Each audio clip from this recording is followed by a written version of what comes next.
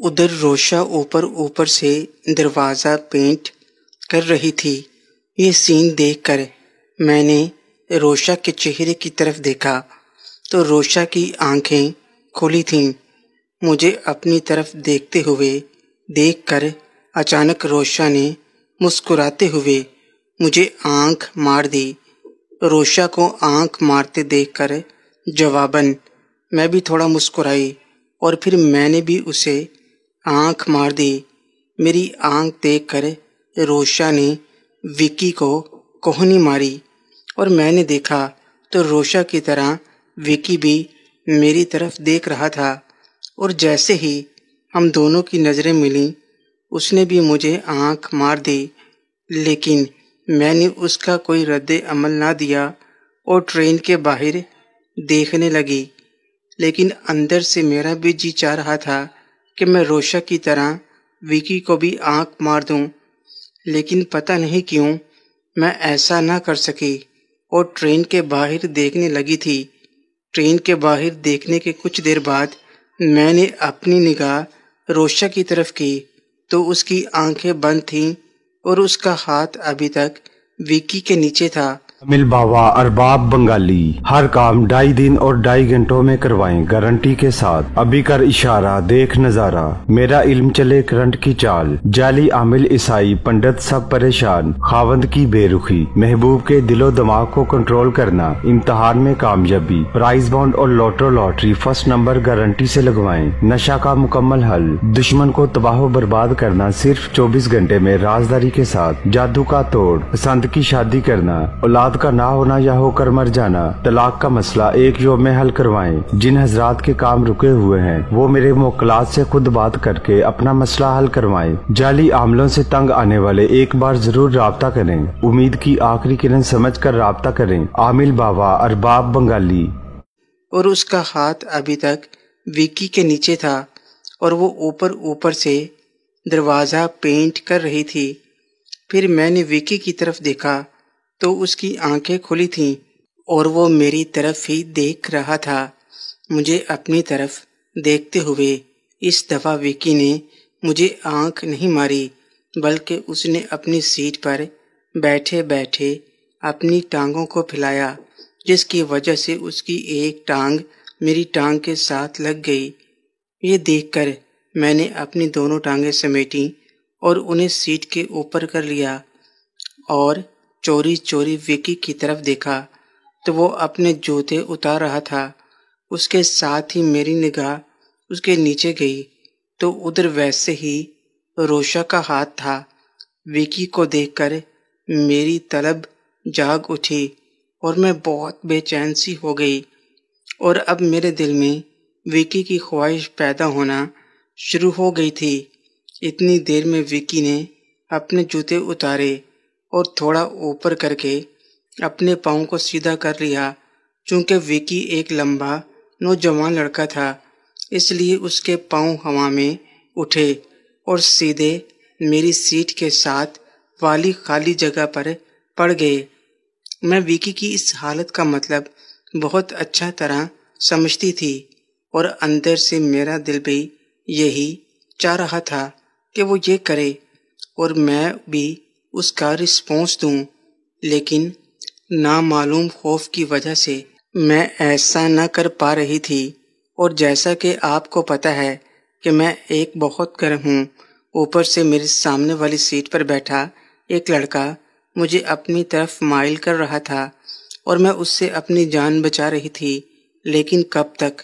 اور ویسے بھی میرا خیال تھا کہ میں وکی کے آگے زیادہ دیر تک مزاحمت نہیں کر پاؤں گی، اور پھر وہی ہوا۔ وکی کے نیچے کی طرف دیکھتے ہوئے اب آہستہ آہستہ میرے اندر نامعلوم خوف کی جگہ طلب نے جنم لینا شروع کر دیا۔ ادھر میرے ساتھ والی خالی سیٹ پر پڑا وکی کا ایک پاؤں اب کھسک کر تھوڑا اور آگے بڑھ آیا، اور میں نے کن اکھیوں سے اس کے پاؤں کی طرف دیکھا تو سینٹی میٹروں کے حساب سے اسے اپنی طرف بڑھتا ہوا پایا۔ یہ دیکھ کر میں دوبارہ سامنے دیکھنے لگی، اور ایک بار پھر نہ چاہتے ہوئے بھی میری نظر چھوٹو میاں کی طرف چلی گئی، اور اس کو دیکھ کر میرے اندر بھڑکنے والی میٹھی میٹھی آگ مزید تیز سی بھڑکنے لگی۔ پھر میں نے ایک نظر اوپر برتھ کی طرف ڈالی جہاں پر جعفری سویا ہوا تھا، تو اسے سوئے ہوئے ہی پایا، جبکہ دوسری طرف چیونٹی کی رفتار سے سرکتا ہوا وکی کا پاؤں اب بالکل میرے قریب آ پہنچا تھا۔ پھر اس کا پاؤں تھوڑا اور سرکا اور اب اس کے پاؤں اور میرا چند ہی سینٹی میٹر کا فاصلہ رہ گیا تھا، اور میں سوچ رہی تھی کہ اسے روکوں یا آنے دوں، اور اس سے پہلے کہ میں کوئی ہاں یا نہ میں فیصلہ کرتی، میں بلا ارادہ اپنی سیٹ سے تھوڑا اوپر کو اٹھی اور پھر پہلو بدلنے کے بہانے میں نے وکی کے پاؤں کے ساتھ پیچھے والے حصے کو جوڑ دیا۔ مجھ پر طلب غالب آ چکی تھی، اس لیے وکی کے آگے میری مزاحمت دم توڑ چکی تھی۔ میں بھی وکی کی شرارت کو انجوائے کرنا چاہتی تھی، چنانچہ جیسے ہی اس کا پاؤں میرے ساتھ لگا فوراً ہی اس نے اپنے انگوٹھے سے مساج کرنا شروع کر دیا۔ میں نے کچھ دیر تو اسے کرنے دیا، پھر ایک نظر اوپر برتھ کی طرف دیکھا تو نیچے کے حالات سے بے خبر جعفری ہلکے ہلکے خراٹوں سے سو رہا تھا۔ ادھر سے مطمئن ہو کر میں دوبارہ پہلو بدلنے کے بہانے اوپر اٹھی اور اس کے ساتھ ہی وکی کے پاؤں کو اپنی دونوں ٹانگوں کے درمیان میں لے آئی۔ مجھے ایسا کرتے دیکھ کر وکی نے ایک نظر میری طرف دیکھا اور پھر اس کا انگوٹھا سرکتا ہوا عین خزانے پر پہنچ کر رک گیا، اور پھر اس نے اپنے انگوٹھے کے ساتھ دروازہ پینٹ کرنا شروع کر دیا اور میں انجوائے کرنے لگی، اور کچھ دیر بعد ٹرین اسٹیشن پر پہنچ گئی۔ وکی کو اپنے انگوٹھے پر کچھ گیلا محسوس ہوا، اس نے ایک دم چونک کر میری طرف دیکھا، اس کے ساتھ ہی میں بڑی بے تابی سے تھوڑا آگے ہوئی اور وہ اوپر سے میرا دروازہ دوبارہ پینٹ کرنے لگا، اور پھر ویسے ہی نظر اٹھا کر دیکھا تو روشا کی آنکھ بھی کھلی ہوئی تھی اور وہ بھی میری طرف دیکھ رہی تھی۔ اس نے بڑی گہری نظروں سے میری طرف دیکھا اور مسکرا دی۔ اچانک اوپر سے جعفری نے کروٹ بدلی اور میرے ساتھ ساتھ وکی بھی ڈر گیا۔ اس نے فوراً اپنے انگوٹھے کو ہٹا دیا اور اپنے آپ کو ٹھیک کر کے بیٹھ گیا۔ پھر تھوڑی دیر تک ایسے ہی بیٹھا جعفری کی طرف دیکھتا رہا، اور پھر جب اسے یقین ہو گیا کہ جعفری دوبارہ سو گیا ہے تو وہ اپنی سیٹ سے اٹھا اور مجھے باہر آنے کا اشارہ کرتے ہوئے چلا گیا۔ میں نے اٹھنے سے پہلے ایک نظر جعفری کی طرف دیکھا تو اسے پہلے والی حالت میں پایا۔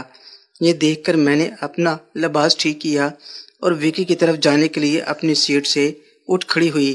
عین اسی وقت روشا نے بھی اپنی جگہ سے اٹھنے کی کوشش کی اور نتیجہ یہ نکلا کہ ایک ساتھ اٹھنے کی وجہ سے ہم دونوں ایک دوسرے کے مد مقابل کھڑی ہو گئیں۔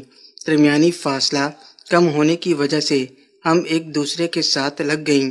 محترم ناظرین اور سامعین، اس کہانی کا باقی حصہ اگلی آنے والی ویڈیوز میں پیش کیا جائے گا۔ اگر آپ کو یہ ویڈیو اچھی لگے، ویڈیو کو لائک اور ہمارے چینل کو سبسکرائب ضرور کریں۔ شکریہ۔